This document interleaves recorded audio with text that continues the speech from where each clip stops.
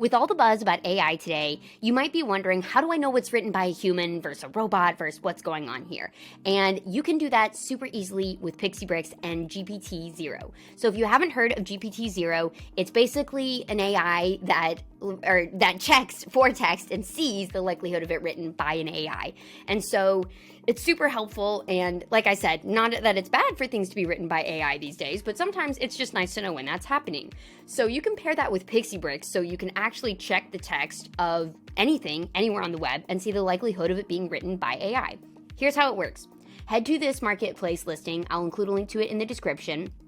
Click Activate, and you won't need to do anything at all. You can use our GPTZero integration, so you won't have to go get an account with them and get API keys or anything like that. Just use ours and click Finish Activating, and then you're good to go.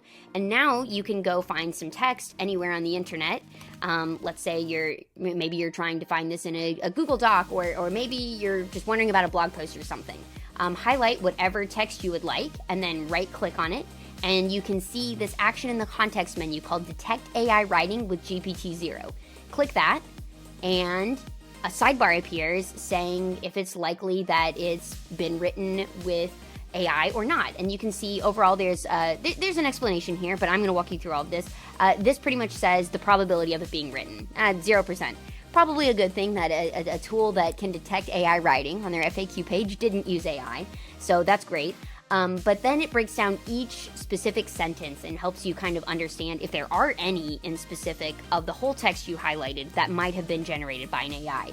And you can see, was it likely or unlikely generated? This will actually change a bit if it looks like it was generated by an AI.